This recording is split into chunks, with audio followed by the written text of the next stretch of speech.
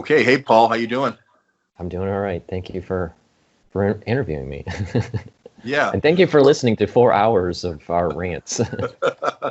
Well, what I'm trying to do for my viewers, and then maybe a lot of other people who are just getting to know your channel, because you were kind of the internet sensation of this guy who was reading all this scientific literature, and which nobody has time to do, and plus you have to have a lot of knowledge, scientific knowledge, and you just happen to be that guy that was in the right place at the right time, communicating this stuff out, which is so important. And now you've gone to these roundtables with Andy Ad. Is it Andy Ads? ADDS? Eddie Ads, yeah. Yeah, and he's real good. And he in bringing together all these scientists like you, you're coming at it from microbiology, and then there's Dr. Kevin W. McCairn, McCairn, who was a NIH research scientist and now has had a lot of clinical. And then there's this other gentleman, Dr. John. That's all I call him. Coey. I don't remember. Yeah. Coey? Yeah, Coey. And he's really good. He's from Pittsburgh and Washington. So you guys have these really great roundtables. And I would say anybody who is a student, and has the time or just wants to go deep, like in the medical community, go to those videos. But I'm going to do the quick summary if that's okay with you. Yeah. It's important to state that Dr. Coey and Dr. McCairn, or McCairn, I think is how it's pronounced, Miss McCairn. They're both neuroscientists, so they're coming at from the neurological perspective, and but they have an extensive amount of lab research. Yeah, as far as like receptors and then reading scientific material, and then, Dr. Coey talks a lot about reproducing the scientific results and peer review and all these disciplines to make sure that you're putting the best of the best out on the internet. So first of all, you have these great conversations with these guys, and the one thing that everyone seems to agree on, it's an engineered virus, the coronavirus. And could you just take it off from there, whether it's a bioweapon or if this was just an accident? Okay, so there is a lot of evidence that shows that it was bioengineered, and we can see it in the literature. And as they were building this up, I take the standpoint that at the very beginning, it was for scientific purposes, but then it gained function. And when it gained that type of functionality with the human ACE2 receptor, that it started down a weapons program. Mm-hmm. So there was a scientific line, and then it bifurcated, and then the scientific line did continue, but there was also a weapons line that was developed not only in the United States, but also in China. Yeah. And there seems to be this inflection point happens in 2015. A reporter, and I missed their name yesterday, asked Trump about the $3.7 million, the 5 years of $750,000 a year, which was this exchange program between the University of North Carolina, scientists going to China and going out to the bat caves and bringing it back to the lab. And then those students coming back here. It was called the 100 Talents Program. And then there's this Dr. Ramad Buttar. He's an Army doctor in North Carolina that's kind of been very popular on the internet right now. But he says that chimeric compounds, and I take that to mean a little bit of the bat, a little bit of HIV from the pig, and a little bit of something, these zoonotic transfections, we got outlawed.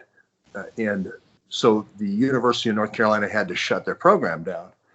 And my central thesis is that's when all these startups that this Dr. Bavaria at Fort Detrick starts at the University of Nebraska.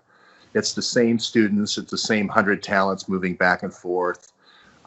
It's the same kind of, he starts all these companies after. When just to clarify, when you say the 100 talents, are you saying this as an American program, or the 1,000 talents program from the CCP? I sometimes say 100 talents, and I've seen it written 1,000 talents, but I'm talking about the Chinese. I've known it as the 1,000 talents plan. Okay, and great. And the recruitment of Dr. Lieber was part of that 1,000 talent plan. Oh, that's important because he's the guy at Harvard with the CRISPR Yeah, machines. exactly. So that's Well, how you right. weaponize. So you have Dr. Lieber that's involved in that 1,000 Talents plan. For people that don't know what the 1,000 Talents plan, it was promoted by President Xi in 2008, and the idea is in key technologies they would recruit or quote steal very important IP, intellectual property, and bring it over to China to make sure that they would have capabilities in many different fields. It wasn't just in biology. It was in engineering. It was in technology. It was in manufacturing. So they were trying to infiltrate Western culture and capabilities and bring it over into China. So when they do make their move for the first island chains in 2025, then they would have the technology to be able, to compete with the United States. So in essence, we home grew all this stuff, and then we were slowly transferring it over to China.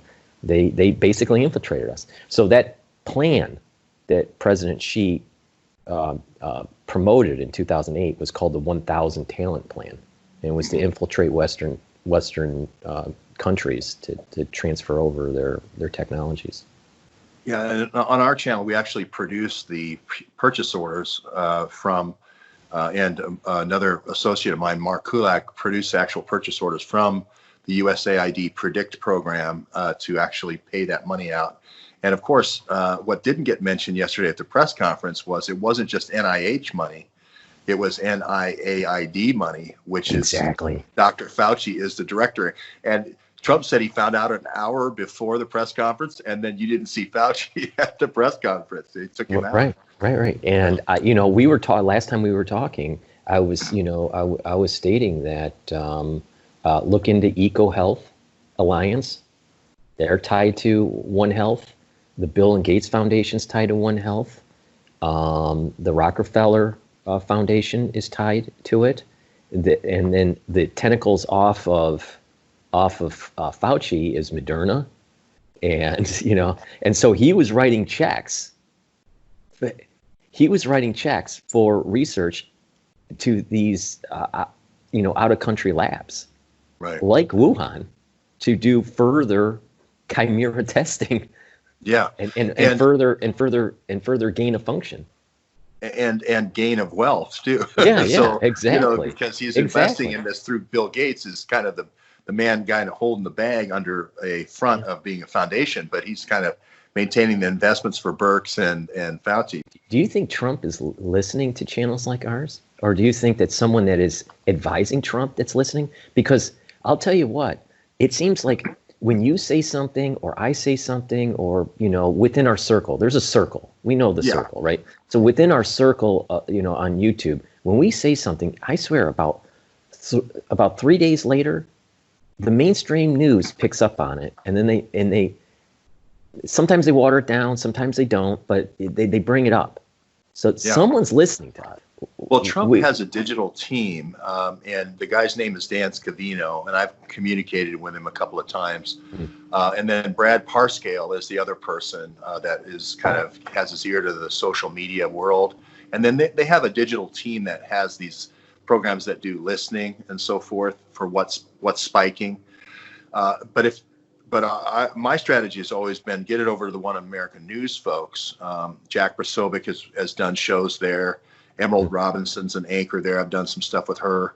And once it pops up to that, and we get somebody in the White House press room, that's when you have a chance of putting it in front of Trump, because somebody briefed Trump about this right before the press conference. So it was kind of a nice, like you say, I love it when it bubbles up. Isn't that great?